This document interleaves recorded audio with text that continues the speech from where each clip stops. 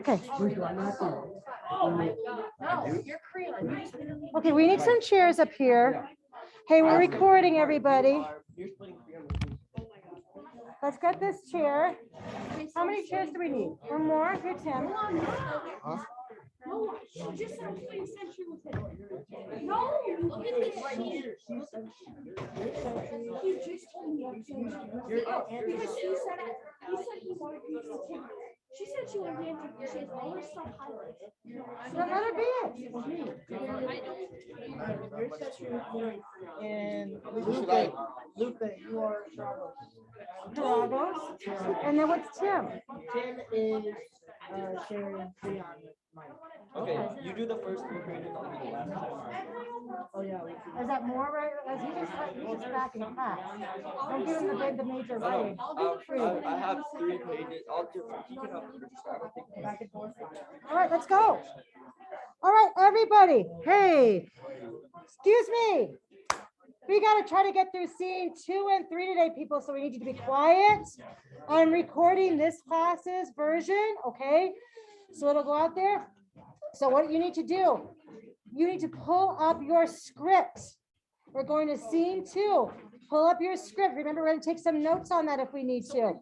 So follow along, please. All right. Okay, people. Okay, Lupe, I don't know if you want to get more in here. I can't really get too much. Oh my God.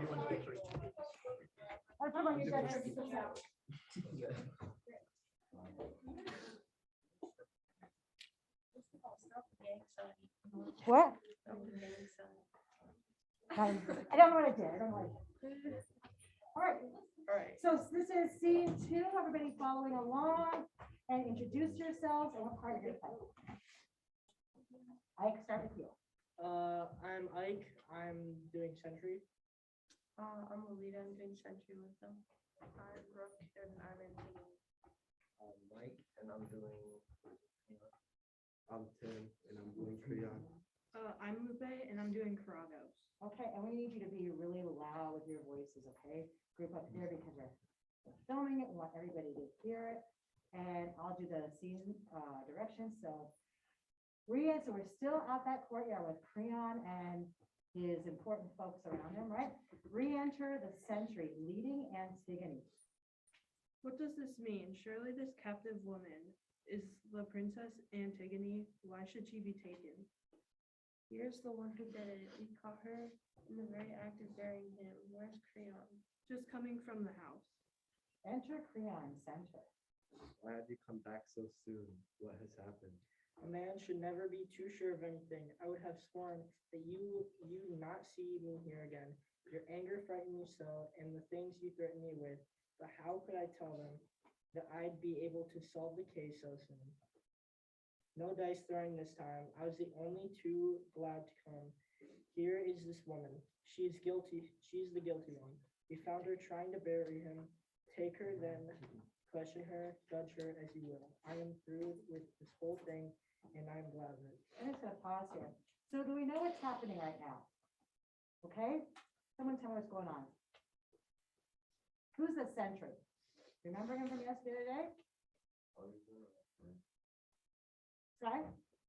He was like, there were a bunch of people and they rolled dice and he did the person who had to go from Creon. That's basically someone trying to bury him. And he's a soldier.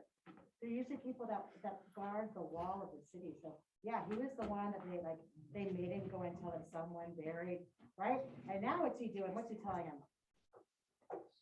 Hey, I don't mind showing up here because guess what? This is the guilty person, right? This is the guilty person. I've got Antigone. Dun, dun, dun. This is your niece. This is your son's fiance. So, heck, all right. Creon, let's go. But this is Antigone. Why have you brought her here? She was burying him, I tell you.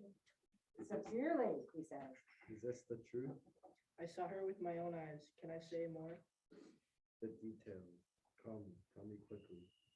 It was like this. After those terrible threats of yours came, we went back and brushed the dust away from the body. The flesh was soft by now and stinking. So we sat on a hill to the windward and kept guard. Now napping happened until the white round sun whirled in the center of this round sky over us. Then suddenly a storm of dust roared up from the earth, and the sky went out. The plain vanished with all its trees in the stinging dark. We closed our eyes and endured it. The whirlwind lasted a long time, but it passed, and then we looked, and there was Antigone. I had seen a mother bird come back to a stripped nest, heard her crying bitterly, a broken note or two for the young one stolen. Just so when the girl found the bare corpse and all her love's work wasted, she kept and cried on heaven to damn the hands that had done this thing. And then she brought more dust and sprinkled wine 3 times for her brother's ghost. We ran and took her at once. She was not afraid, not even when we charged her with what she had done. She denied nothing, and this was comfort to me and some uneasiness, for it is a good thing to escape from death, but it is no great pleasure to bring death to a friend. Yet I always say there is nothing so comfortable as your own safe skin. Okay, we're gonna pause here, because there's a lot of important stuff with this century, right? He's like, we went back, and that body was starting to rot, okay? The flesh was soft by now and stinking. Yikes. Like, okay, we gotta watch out, see if someone comes back, okay? And all of a sudden, there was this sandstorm or dust storm, and like they couldn't see anything. And then when it stopped, they saw Antigone. And I love this part. I've seen a mother bird come back to a stripped nest with her baby birds gone. Heard her crying bitterly, a broken note or two. Just like this girl, when she found the bare corpse, when she found that someone brushed the dirt off his body, and all her love's work wasted. She wept and cried on heaven to damn the hands that had done this thing. And so she brought more dirt, more soil, covered him up a little bit again, and then sprinkled wine 3 times for her brother's ghost, which probably means it's some kind of ritual, right? She's trying to bless the body. And again, if she doesn't do that, it's their belief that Paul can't go on to the underworld, right? He can't go on to the afterlife, okay? And she's not afraid, and she denied nothing, okay?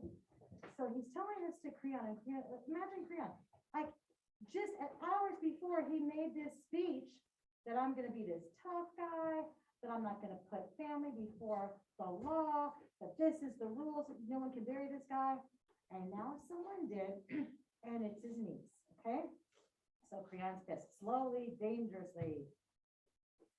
You're like, yeah, Creon. And you, Antigone? And you, Antigone, you with your head hanging, do you confess this thing?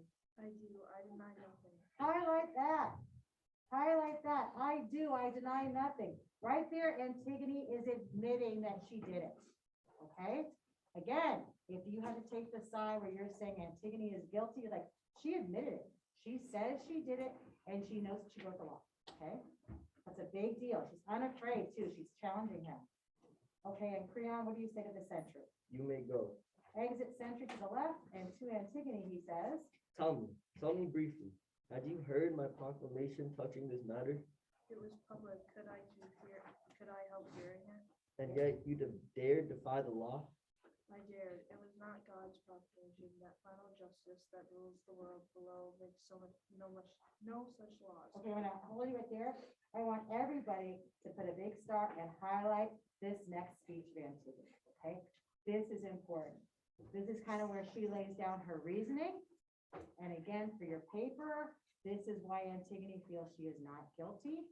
Okay, you're gonna come back. There's some good info here that you can use for evidence for your paper, okay? And she's got a reason behind this. All right, let's try to figure out what it is. Okay. Your edict. Your edict king was strong, but all your strength is weakness against itself. A little bit louder, honey. The immortal, unrecorded laws of the gods. They are not merely now, they were and they shall be. Operative forever, beyond man utterly, I knew I must die, even without your decree. I am only mortal, and if I must die now, before it's my time to die, surely this is no hardship. Can anyone living as I live with evil all about me? In death bless their friend. This death is mine is of no importance, but if I had left my brother lying in death unburied, I should have suffered. Now I do not. You smile at me, Althea. Think me a fool if you like, but it may well be that a fool convicts me of folly. Okay, so here's what she's saying, you all. She's like, yes, I broke your law, but your law sucks. Okay? I'm obeying the God's law. And the gods say everyone deserves to be buried. Who are you to make such an unjust law? Okay? All right? She's like, yeah, your law was strong, but it's weak. Your argument's weak because nothing goes above the immortal, unrecorded laws of the gods that were always there and will continue to be there. Okay? The other thing is too, she's like, I know I'm gonna die, so God's law is above Creon's law in her mind. She also says, I know I'm gonna die someday, right? I'm only mortal, but I'm gonna die doing the right thing because I don't want to live in a world that says that your law is more important than the law of the gods. So she is throwing that down right at it. It's like I would feel worse if I were alive and my brother wasn't allowed to go to the afterlife. And she's like, and you may think I'm silly and a fool, but you have no idea who the fool is here. So she is openly defiant to him. And this is going to make Creon crazy mad. Okay, Caragos. Like father, like daughter, both had strong depth to reason. She has never learned to yield. She has much to learn. The inflexible heart breaks first, the toughest iron cracks first, and the wildest horse bend their necks at the pull of the smallest curb. Pride in a slave. This girl is guilty of a double insolence, breaking the given laws and boasting of it. Who is the man here, she or I, that this crime goes unpunished? Sister's child, or more than sister's child, or closest yet in blood. She and her sister win bitter deaths for this. So pause here, okay? So Creon's like, you know what? You're guilty of two things, little girl. You broke the law and now you're bragging about it. Boasting means to brag about it, okay? You're bragging at it. And then he goes into this thing, who's the man here? Right? Remember at that time, men were in power. He's like, who's the man here? How dare she question me? She or I? Because if this crime goes unpunished, then I'm not going to be seen as a man. People are going to think I'm weak. So how dare she, right? And now he's like, yeah, and her sister too, okay? And Miss Denton put out the other class, before that, Carago says, pride in a slave? Like, how dare you have some pride, young lady? You're like a slave, okay? So then to the servants, what does Creon say? Go, some of you, arrest Ismene. I accuse her equally. Bring her. You will find her sniffling in the house there. Her mind's a traitor. Crimes kept in the dark cry for light, and the guardian brings treasure. What does he think about his mating? Right, why does he think that? Okay, so he's assuming that. Is he getting a little paranoid? Is Creon falling apart? He's like, you know what? She probably knew, and she kept it a secret. And to Antigone, he says, but now, much worse than this is brazen boasting of barefaced anarchy. Creon, what more do you want than my death? Nothing. That gives me everything. ooh, Then I beg you a kill little me. bit louder, honey. Then I beg you kill me. This talking is a great weariness. Your words are distasteful to me, and I am sure that mine seem so to you. And yet they should not seem so. I should have praise and honor for what I have done. All these men here would praise me, where their lips nor frozen shut with fear. Bitterly. Oh, the good fortune of kings, license and say and do whatever they please. All right, pause here. She imagined this. So he's like, how dare you? You're bragging about breaking this law. And she's like, and she's like, what do you want? Kill me. He's like, yeah, that's right. That's what I want. And she's like, then go ahead and kill me, but shut up about it. Okay? Your words are tiring to me. Okay? Imagine your mom's mad at you and yelling at you about something. And if you were to go, mom, can you just do me a favor? Can you shut up for a minute? 'Cause I'm tired of hearing your words. Right? That would not go well in my house. I think my mom would take her slipper off and hit me with it, maybe throw a wooden spoon at it. Okay? I'd like her to be a little gentler with that. Okay? But that's what basically what she's saying. She's like, go ahead, just kill me. As long as I don't have to hear your blah, blah, blah, blah, blah, blah all day long. Okay? And the other thing she says here is, you know what? People that are going to honor me, all these people here in the city state around you here, they all agree with me. They know I'm doing the right thing. they're just too afraid to speak up. Again, that's gonna like kind of fan Creon's paranoia too, and she's like, oh, kings, they can do whatever they want, they've got all the power. All right, Creon? You are alone here in that opinion. No, they are with me, but they keep their tongues in leash. Maybe, but you are guilty, and they are not. There is no guilt in reverence for the dead. But Antiochus, was he not your brother too? My brother too. And you insult his memory? A dead man would not say that I insulted. He would, for you honor a traitor as much as him. His own brother, traitor or not, and equal in blood. He made war on his country. Antiochus defended it. Nevertheless, there are honors due all the dead. But not the same for the wicked as for the just. Oh, Creon, which of us can say that what the gods hold wicked? Excellent, we're gonna pause here for a second, because Creon's like, what about your brother? What about your brother Antiochus? And she's like, yes, he should be buried too. And he's like, but also what about, but why would you honor your other brother? And she's basically telling him, and then when we die, everyone's forgiven. Okay, it's all about love. All right, and he said, but your brother was wicked, and she's like, Creon, who are we to judge? Okay, let the gods do the judging of that. All righty, Creon. An enemy is an enemy, even dead. It is my nature to join in love, not hate. Go join them then. If you must have your love, find it in hell. Ooh, dun, dun, dun, find it in hell, Antigone. All right, let's give them a rousing round of applause, please. Let's put your table back together over here. Get your chair so you can sit down. Hey, people at home, we just had an excellent reading of scene 2. All right, now, my loves, let's open up that scene 2 summary, please.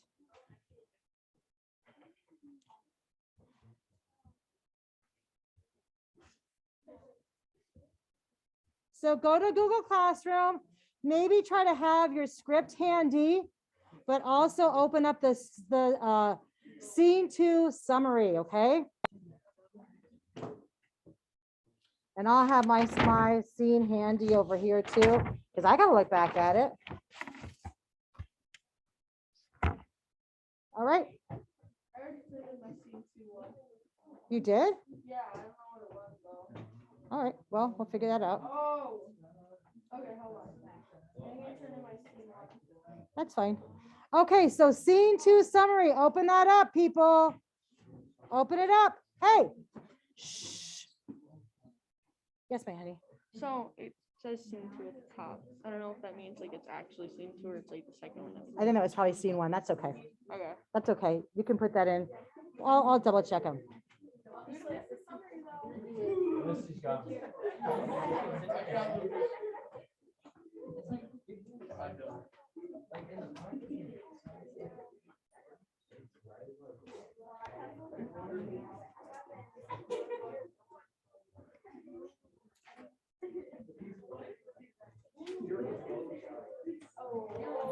All right, hey, ladies and gentlemen. All right, boys and girls, line up front. Hey, you got to pause now, okay? You got to be able to make these transitions. So stop talking. All right. Now, and I need your help because I've been feeding you a lot of the stuff for these scene summaries, which is fine to a certain extent. But you also have to get involved with this too. And slowly, as we go over more of these scenes, I might be giving you less and having you do some more. And I'm happy to do this one with you. So the first one, we're going to summarize what happens in this scene, okay? What happens in this scene? And I'm starting it out. The sentry brings Antigone into Creon because she was caught, okay? Tell me what else happens here. Yes, Mike. And you can look at your script. You got a script right there too.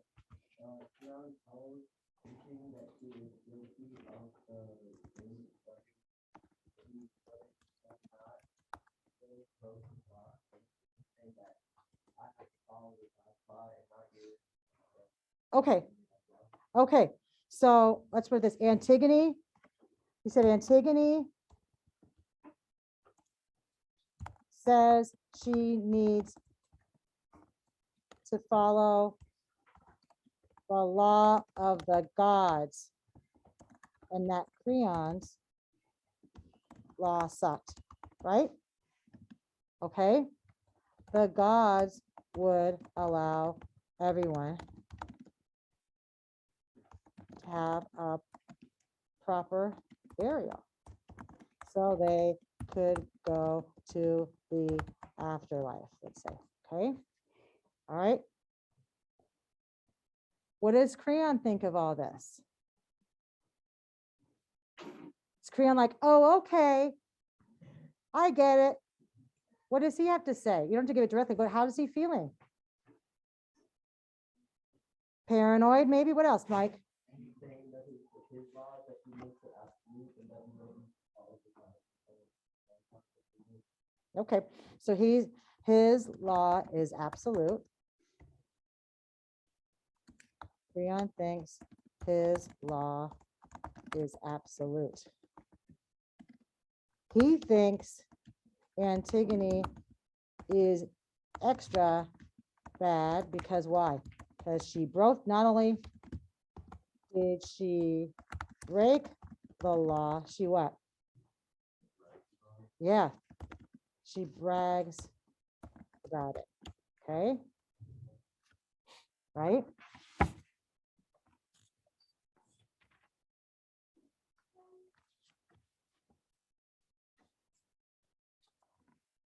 Right.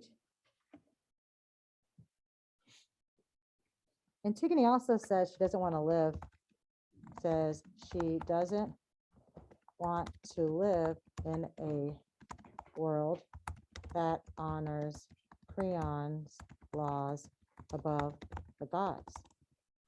She really means that too. And they really believe in the gods. And she's like, I need to honor the gods. Like, I don't want anything bad to happen to me. This is so wrong. I mean, obviously she believes this, right? She's risking her life about it. Okay. And then what does he say about her sister? What happens about Ismene? Why is he suspicious of Ismene? Yeah, Hadley. He doesn't even know, but he assumes it, right? He's suspicious of Ismene. He thinks she knew about Antigone's plan and kept it a secret. So he wants her arrested. And again, we got to go back and think this Antigone is a teenager. Let's say she's like the age of a sophomore here. Ismene is about 12, let's say. I don't know if you have a little sister, a little someone who's 12, okay? And he's just like, there, you know, like this older man, this dad or even grandpa figure is like, are you kidding me? And he is very, very like, oh, we got to stop this. I cannot believe they're doing this. Cannot believe it, right? And that's basically the big stuff, the main, what happens in the scene, right? So when you go back and you're writing your paper, like, what was that scene that this happened, that he starts questioning Antigone? You put that in there, okay?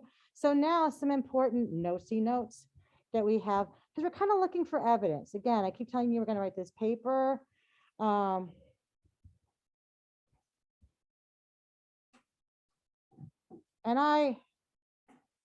well, I'll tell you what, I will read these aloud to you and you can copy these ones down, okay? And the next scene, we're gonna have you do a little bit more, okay? All right, so I've got this over here. And again, you can put however much you want to. You don't have to write it the same way I do. If you want to make it shorter, that's fine. But Creon said he values the state's law over family ties. That was in the past scene. So what's he going to do when his niece breaks the law? It's just, this material is something, this is something to consider, okay? And you can include it or not, it's up to you. But these are just important facts. We want to have some evidence here and some facts to remember, not just a summary, but some details, right? Here's this. There were soldiers that witnessed Antigone burying Paul or Polynices. They saw her breaking the law, okay? So there are witnesses. So if you had to write about and say that Antigone is guilty, you could say there are even witnesses that saw this. You know what else? She admits it. He's like, did you know you broke the law? She's like, yes. He's like, did you hear the law? I understand the law. Yeah, I did. You made it clear. I know it. Right? He's just going nuts. Again, I think of arguing with your mother or so, or your father about something like this. Like, did I not tell you to be home by a certain time? Yeah. And you still came home at 2 o'clock in the morning? Yes, I did. I think it was reasonable. Now stop talking to me. Your voice tires me, right? Crazy. Now, again, page 16 and 17, that's the part that I told you to really, really highlight that, okay? That is really important. It's Antigone's big speech. There's a lot of stuff. And this is where she says, I admit it. Yes, I broke the law, but guess what? I value the law of the gods over your law, Creon. You're just a man. Yes, you're the king and you've got all this absolute power to do whatever you want. That doesn't make you any better. I think the gods would want me to bury my brother. Right? Creon, your law sucks. And basically, this speech is really important because it's Antigone's argument that she's not guilty of treason. She's basically saying, you know what? Yes, I broke a law, but does it matter if the law is a bad law? Right?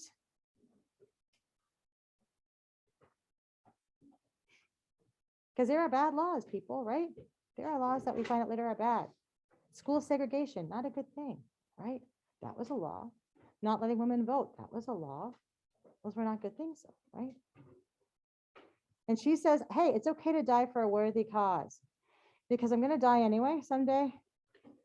I don't want to live in a world that values Creon's dumb law over the law of the gods. Like, I'm not going to do it.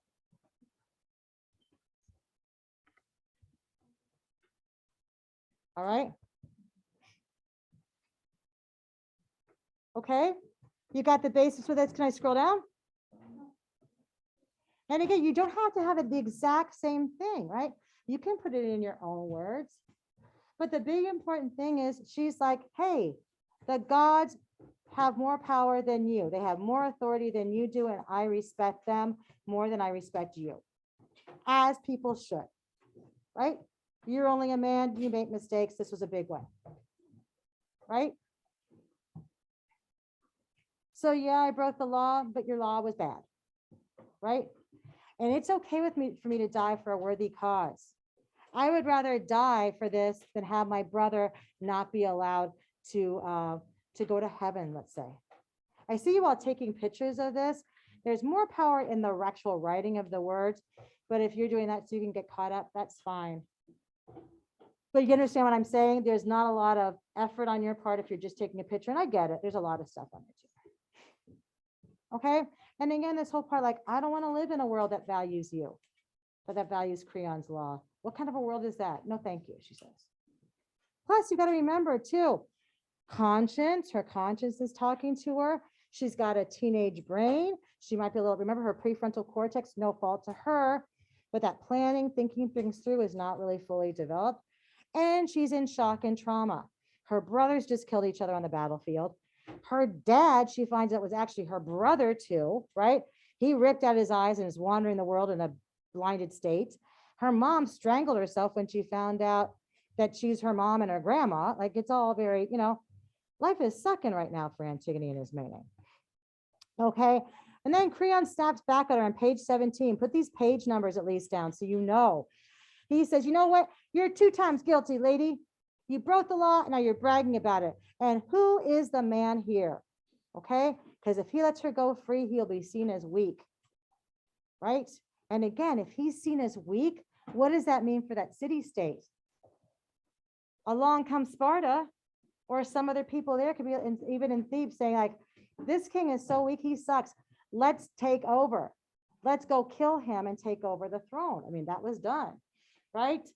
Page 18 and 19, Antigone does challenge Creon's authority, right? She says, everybody here would agree with me, but they're too afraid of you to say so. I'm the only one who's not afraid of you, right? That is going to make Creon nuts. Okay? Like, his ego's at stake now too. All right, are we okay with this? Now I'm hot in here. I hope I don't have a pit stain. So you know how that happens? You get a little pity. I don't know. So, okay. So I'll keep that up there for a little bit more. And let's see how you feel about that. All right. I just want you to have the basics down. Maybe I wrote too much. Okay, are we good? No. When you're finished, may I beg and implore you to turn this baby in. Don't wait and think I'll finish it tonight. I kind of think you might forget about this scene by tonight. Okay, so turn this in, get as much as you can down here. All right, turn it in, and then we're going to do scene 3. Scene 3, be warned, scene 3 is a little bit of a short one. Okay, we're going to be able to slam through that one pretty quickly, I believe. Woohoo! So turn scene, the scene 2 summary in. Yes.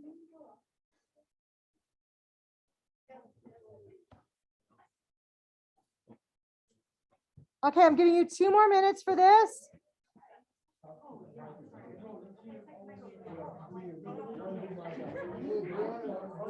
Do the best you can. Yes. Oh, Betsy.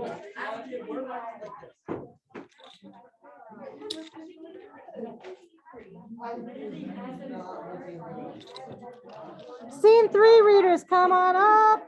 I accidentally put the scene 1 into scene 2 yesterday, and I Okay. emailed you about it. Oh, I didn't even see that. I'll check. Okay. Thank you, honey. Can I go check? Of course. Yes. More. We might do scene 4.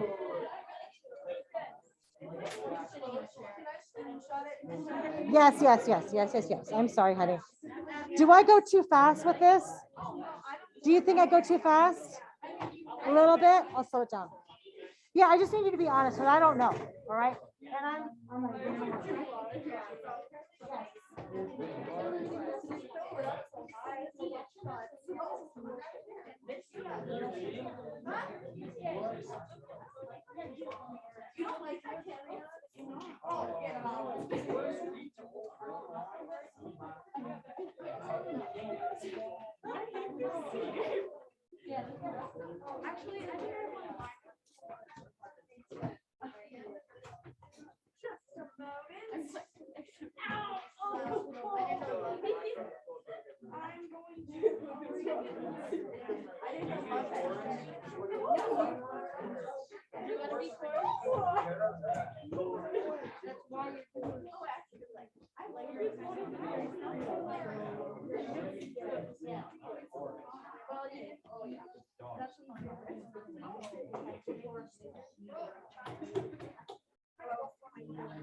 good.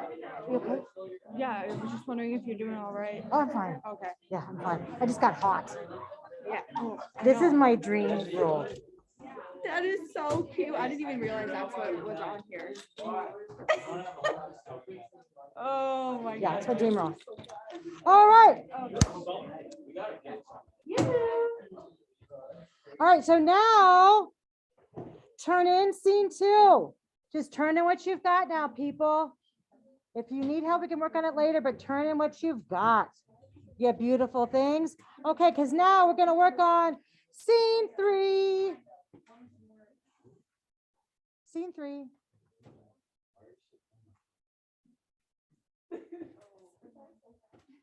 One second, I've got to get this poor. All right. So we finished the scene summary, and now we're on to scene 3.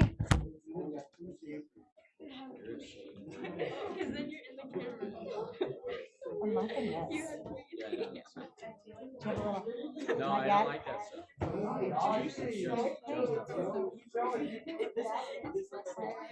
All right, scene 3. What are we gonna do?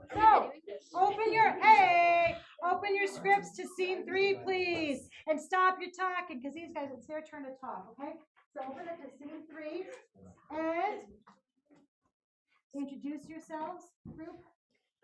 I'm Maya, and I'm doing Antigone. Antigone, okay. I'm Abby and I'm doing Ismene. I'm Hadley. I'm doing Krogos. I'm Lucas and I'm doing Creon and Chorus. All right. Okay, so here we go with scene 3. And like I said, this is a short one, but pay attention, okay? All right, let's go. Let's see Ismene comes. I'm gonna be nice and loud. Enter Ismene with guards on each arm. That which shadows her eyes rains down gentle sorrow. You too, Ismene, snake in my ordered house, sucking my blood, stealthily and all the time. I never knew that these two sisters were aiming at my throne. Ismene, do you confess your share in this crime or deny it? Answer me. Okay, just get this right now. Creon's like, ah, telling this little girl, you snake in my house, sucking my blood. These two sisters are aiming for my throne. So he, again, the paranoia for Creon. He's now upset. He's like, oh, okay, you were planning this all along.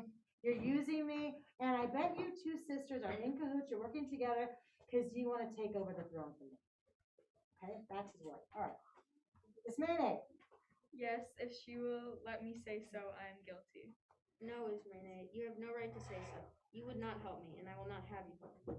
But now I know what you meant, and I am here to join you to take share of my punishment. The dead man and the gods who rule the dead know whose act this was. Words are not friends. Do you refuse me, Antigone? I want to die with you. I too have a duty that I must just discharge to the dead. You shall not lessen my death by sharing it. What do I care for life when you are dead? Ask Rion. You're always hanging on his opinions. You are laughing at me. Why, Antigone? It's a joyless laughter, Ismene. But can I do nothing? Yes, save yourself. I shall not envy you. There are those who will praise you. I shall have honor too. But we are equally guilty. No more, Ismene. You are alive, but I belong to death. Let's pause this right here. So the sisters are having a little bickering problem. What does Ismene want to do? Ismene wants to die, but what else? Sky? Hey, you know what? I'm recording this too, so your side talking is kind of making it difficult for this. So, Ismene wants to what? She wants to side with Antigone. She's like, hey, sister, I'm gonna be guilty too. And what does Antigone say? She's like, yeah, no, right? Hell no, she says. Well, she didn't say hell no. By the power of Hades, no. She says, no. What's this line mean? You shall not lessen my death by sharing it. You shall not make my death less important by sharing it. What does she mean by that? Okay, little sister, what do you think that means? Yes, You dying with me won't make me feel better. love it. That's one way. You dying with me won't make me feel any better. It won't help anything. And also Antigone, she's like, she might be thinking like, I'm a hero. I'm the one who did this. You can't come along now and trying to get some of my glory, right? Don't lessen the importance of what I did by saying you're a part of it too. In a way, she's kind of being a little bit bratty, like, don't try to take credit for this. This was me. You didn't do anything, right? And poor Ismene is like, we're sisters. We're all that's left. Let's go down together. And she's like, no more Ismene. You're alive, but I belong to death. I'm going to be executed. All right, now Creon. To the chorus, Creon says. Gentlemen, I beg you to observe these girls. One has just now lost her mind. The other, it seems, has never had a mind at all. Grief teaches the steadiest minds to waver, king. Yours certainly did, when you assumed guilt with the guilty. But how could I go on living without her? You are. She is already dead. But she is your own son's bride. There are places enough for him to push his plow. I want no wicked women for my sons. All right, so Ismene's trying to appeal to Creon, like, hey, you know what, not like that. This is your son's girlfriend. They're gonna get married. Like, have you no heart? What will this do to your son? And Creon has got a very dirty, naughty, nasty reply. He says there are places enough for him to push his plow. You know what he means by that? Imagine he has the seed and he's going to spread his seed across the land and make a lot of babies. And he's like, you know what? There are other places where he can place that. There are other women that he can impregnate and have a family with. Okay? It's kind of rude. Yeah, I was It's a little bit rude, right? Scandal. But remember, ancient Greece, they like that rude stuff. They like a lot of penis talk and stuff like that. So basically, he's like, you know what? Who cares? There's other women out there.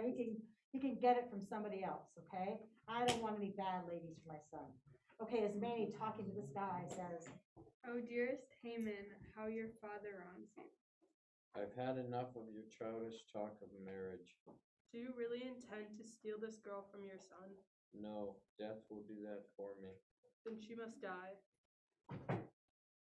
You dazzle me, but enough of this talk. to the guards. You there, take them away and guard them well, for they are but women, and even brave men run when they see death coming. So exit Ismene and Antigone with the guards. The guards are taking them out.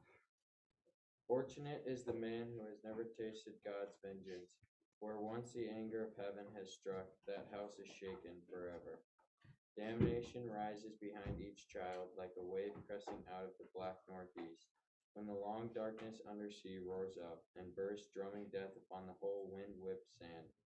I have seen this gathering sorrow from time long past, loom upon Oedipus's children, generation from generation, takes the compulsive rage of the enemy God.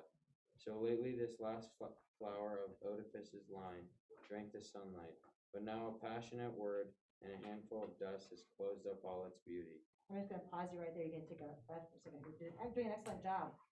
Okay, the chorus, remember the chorus is that go-between, and they're saying, you know what? We have seen some danger ever since from Oedipus's children. Remember that Oedipus probably angered the gods when he killed his dad and had babies with his mom, okay? This group might be cursed. There's a long line of sadness coming down here, right? The brothers fighting and killing each other, this thing. He's like, you know, there might have been some hope of the last flower. Ismene is the last flower of the line, but now she's probably going to end up dying too, okay? All right, continue there, Torma. Lucas, sorry. I'm so sorry, Lucas. Lucas, I apologize. Oh, jeez. Kinda, This- but no, because Cormac doesn't have anywhere near your mustache. Yeah, obviously. It's childlike. And Cormac looks like a grill, but it's fine. Anyways, the strange dreams of men may bring them ghosts of joy, but as they drowse, the waking embers burn them, or they walk with fixed eyes as blind men walk. But the ancient wisdom speaks for our own time. Fate works most for well, with folly's fairest show. Man's little pleasure is the spring of sorrow. Excellent. Let's give them a round of applause, please. That's scene 3 summary. Let's get that baby done. It's a short one, okay? Sorry about that, my dear.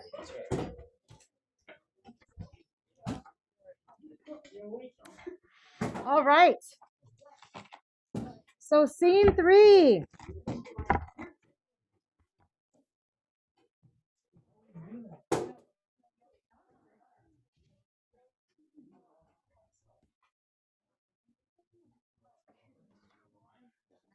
Huh? Did you call him Cormac?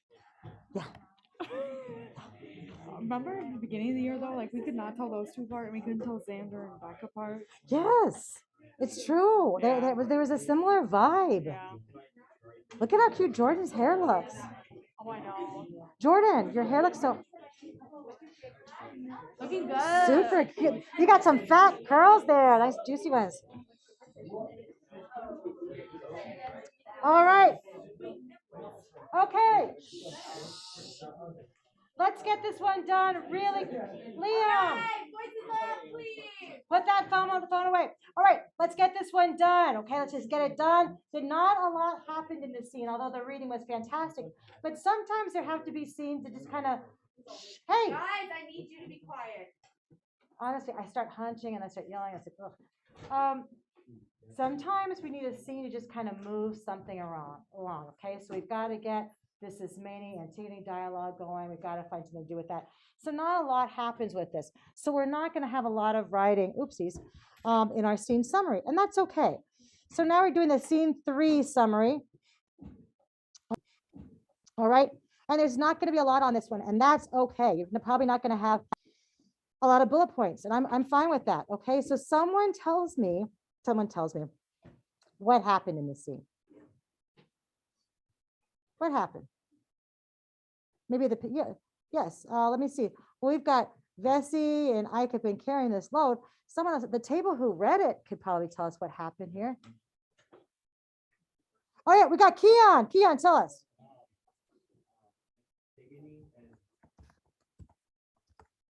It's Mene.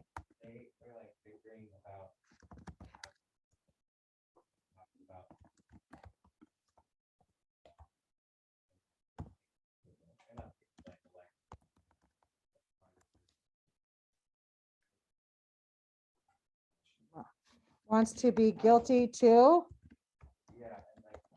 To kind of to support her sister. But Antigone is like, no way, you're not taking my glory. How about that? That work? And Creon's just watching them go back and forth and back and forth, okay? All right, what does, and then Ismene says, what does Ismene say to Creon? She's trying to appeal to him in a fatherly sense.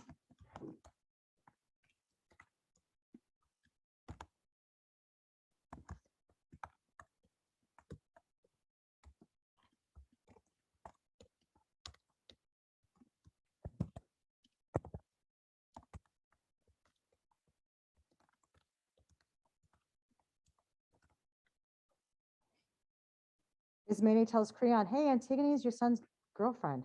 How can you do this to him? And he's like, you know what? There's other women. I'm not going to worry about it. I was like, okay. And again, this whole idea like he's not putting his family first, right? Okay. And again, you don't have to write it exactly the way I have it. This is just like somehow you can get this idea that's important.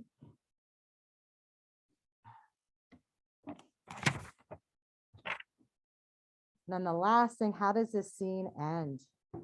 What happens to the gals, the sisters? Sky. At the end of the scene, both Antigone and Ismene are taken away to prison and must be guarded so they don't escape. Right? They're like, even men could escape. Okay. So again, we just want the basics what this chapter is about. And I implore you.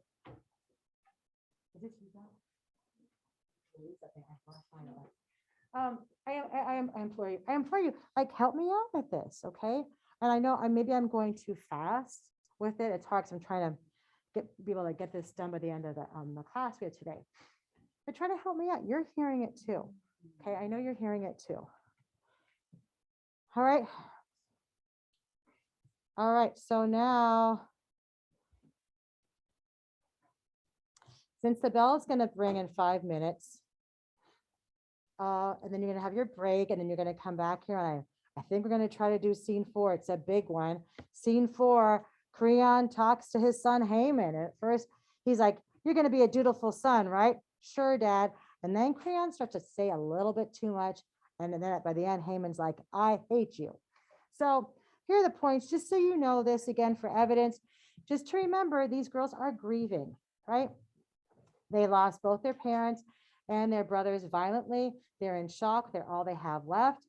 Certainly, they don't feel like Uncle Creon's going to take good care of them, right? Creon isn't really respectful about Haman. Like, what if his son Haman loves Antigone? It's like, I don't care. Other are the gals out there. And Creon is really getting more, we're seeing him get a little more paranoid. He refers to the girls as snakes in his house, and that they're trying, he thinks maybe they're just trying to get the throne from him. Maybe they're trying to have a little rebellion themselves. Remember, one of their brothers was a rebel. Maybe they're trying to overthrow me as the king, and they want to take over. Okay. So there's not a lot of love in this family between Creon and Antigone and Ismene. All right. So I'll keep this here. And like I said, you know what, let's just do scene 4, and we won't try to rush through 4 and 5. Try to give this more time. So maybe I'm working too fast on these. So our last hour here, we'll read scene 4, and we will take our time with that scene 4 summary. So you're not writing like mad and crazy, okay? Anybody have any questions at all about this play? Like, what's happening? Anyone? Don't be shy. Is it making a little, am I helping you make sense of it, or is it still complicated? Is it okay? All right. Because sometimes you read this and the vocabulary is very different than how we speak today, right? So, are we good? So get this down, and then what am I going to tell you to do? Turn it in, turn it in, turn it in. Turn it in, take a break, we'll have a breather, and then we'll go to scene 4. Yes, Keon? Yes. Yes, Sky. Go this way? Yeah, I'll try to bridge the gap here. Is that okay?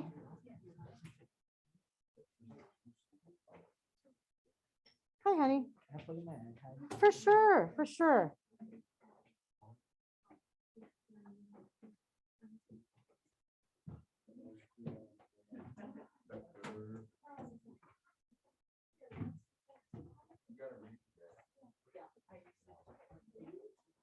It's and to start, oh yeah, I'm gonna stop my recording. You guys, the other day I started and I didn't realize I wasn't recording, didn't push record until after the first page was done. We're done with this one. Turn in scene 3. Okay, you're done. So we did scene 2 and scene 3 with the discussion and the scene summaries. I will make another video for scene 4. Come on over here. It's not live, like nobody's there, but hey. Wait, who's online? No one's online. I'm just filming it and I have put it on YouTube. All right, so we're gonna stop. Stop the